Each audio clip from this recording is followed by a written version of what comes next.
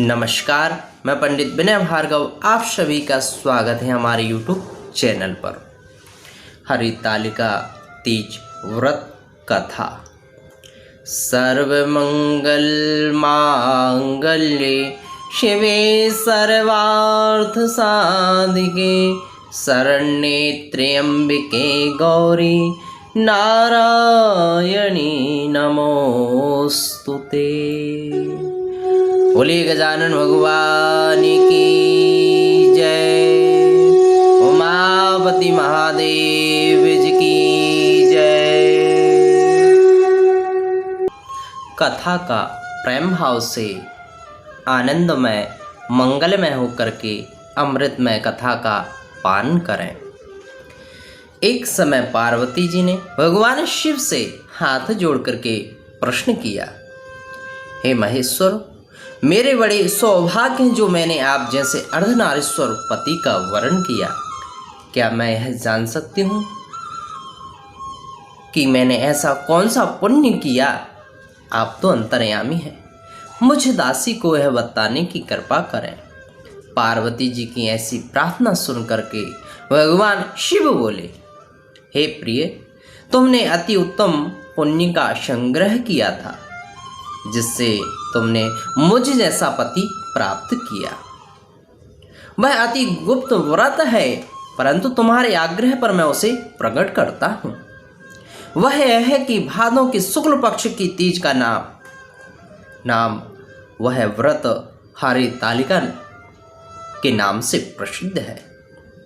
यह व्रत जैसे तारागणों में चंद्रमा, नवग्रहों में सूर्य, वर्णों में ब्राह्मण, वेदों में साम, इंद्रियों मनोरूप ऐसा यह श्रेष्ठ है। जो तीजा हस्त नक्षत्र युक्त पड़े तो और भी महान पुण्यदायक होती है।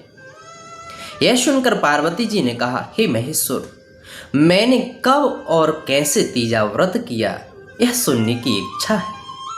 इतना सुनकर भगवान शिव बोले, हे उमा, भारत के उत्तर में हिमाचल पर्वत है, उसके राजा का नाम हिमाचल है।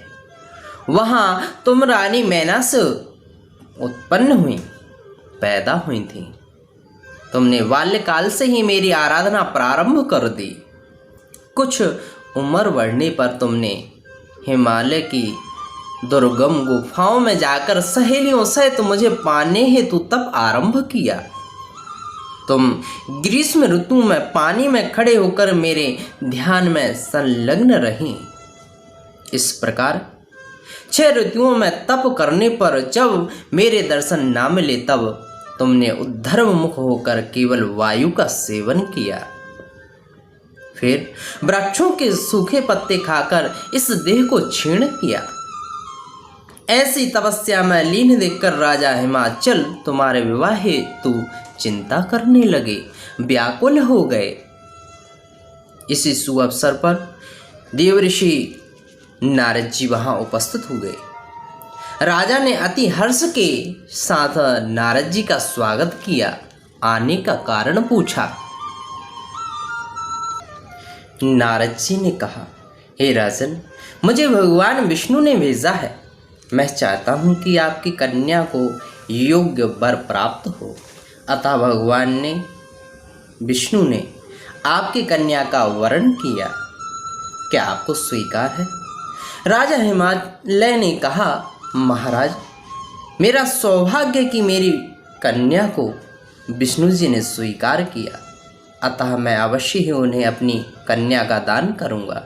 यह निश्चय हो जाने पर नारद जी ने वैकुंठ जाकर भगवान विष्णु से पार्वती के विवाह के लिए कहा।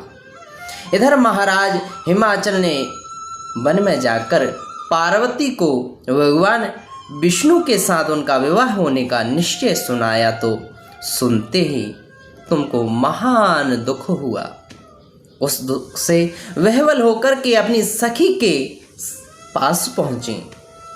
पहुंच करके विलाप करने लगी तो तुम्हारा विलाप देख सखी ने कहा, देवी, मैं तुम्हें ऐसी गुफा में ले चलूंगी जहां महाराज भी ना आ पाएंगे। ऐसा कह सखी उमा सहित हिमाचल की गहन गुफा में विलीन हो गई। तब राजा हिमाचल घबरा करके पार्वती को ढूंढते हुए विलाप करने लगे कि मैंने भगवान विष्णु को वचन दिया है, वह कैसे पूर्ण होगा। ऐसा कह मूर्छित हो गए। तब सभी पुरवासियों को साथ लेकर के ढूंढने को महाराज प्रस्थान कर गए। सोचने लगे कि मेरी कन्या को व्याघ्र खा गया है, या सर्प ने डस लिया है, या राक्षस हर की ले गया। उस समय तुम अपनी सहेलियों के साथ ही गहन गुफा में पहुंची। बिना अन्न जल के मेरे इस व्रत को आरंभ करके नदी की बालू की शिव प्रतिमा स्थापित कर विधिवत वन पुष्पों से पूजन करने लगी। उस दिन भाद्रपद मास तृतीया शुक्ल पक्ष हस्त नक्षत्र था। तुम्हारी पूजा के फलस्वरूप मेरा सिंहासन हिल उठा। मैंने जाकर तुम्हें दर्शन देकर के कहा, हे देवी, मैं तुम्हारे व्रत और पूजन से अति प्रसन्न हूँ। तुम अपनी कामना मुझसे वर्णन करो। इतना सुन तुमने लज्जित भाव से प्रार्थना की कि आप अंतर्यामी हैं। मेरे मन के भाव आपसे छिपे नहीं हैं।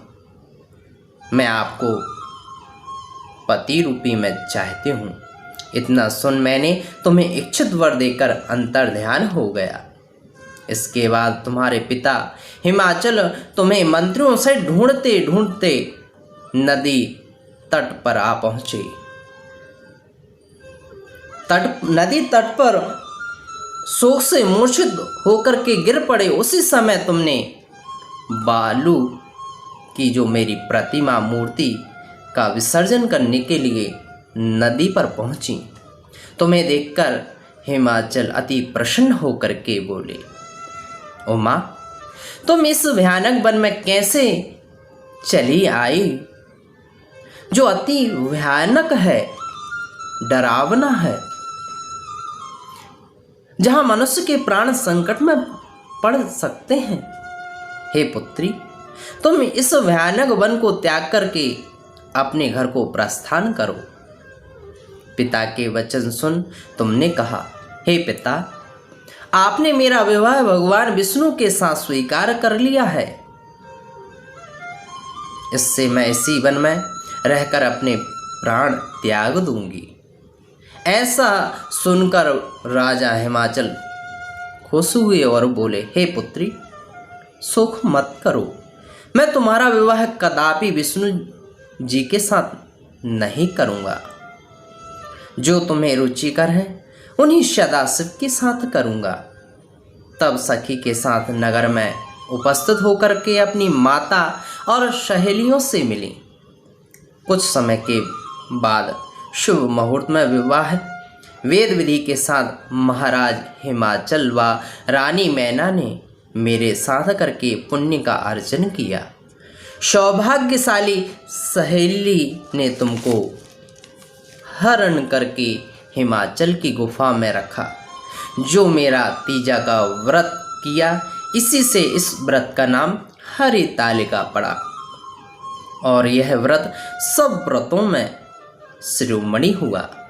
इस प्रकार कथा सुन माता पार्वती ने कहा, हे प्रभु, आपने मिलने की सुखद कथा तो सुनाई, मुझे बहुत प्रसन्नता हुई।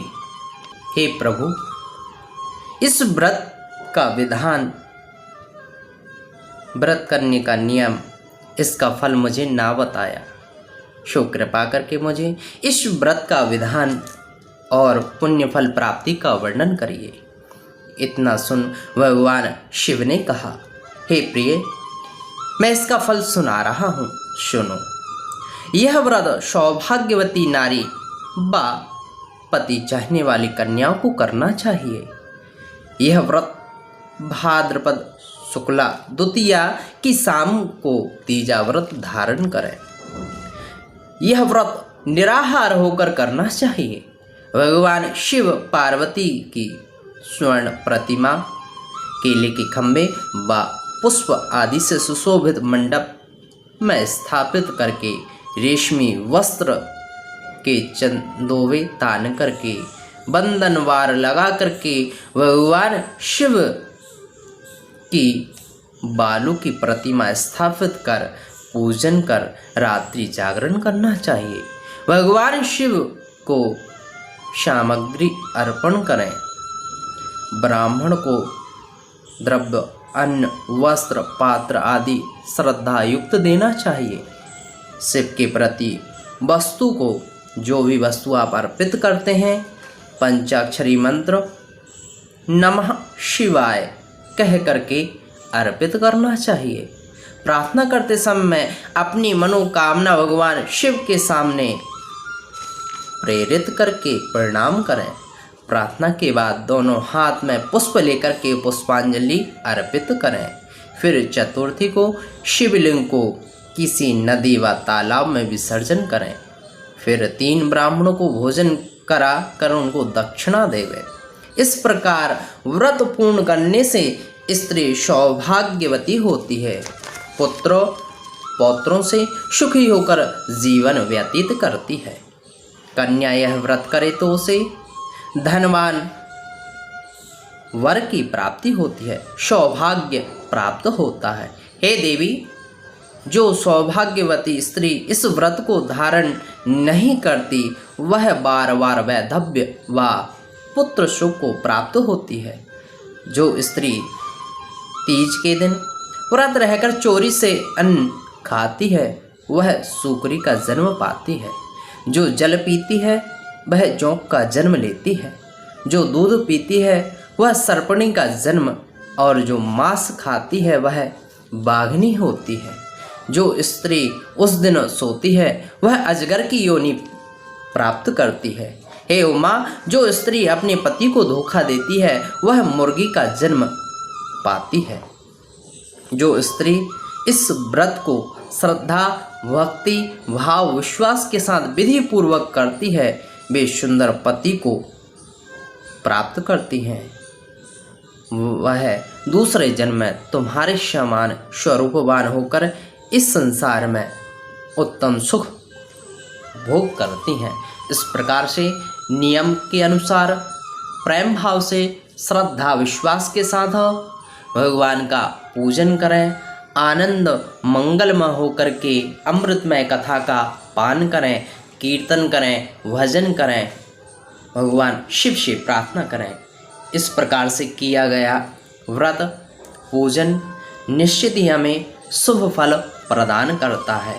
तो इस प्रकार से सभी माताएं बहनें प्रेम भाव से विश्वास के साथ पूजन करें, शुभ फल की प्राप्ति होगी।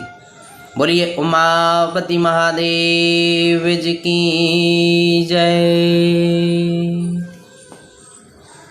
शास्त्रानुसार जानकारी, कथाएं, उपाय आपको प्राप्त होते रहे, इसके लिए YouTube चैनल को सब्सक्राइब करना ना भूलें। श्री राधे राधे।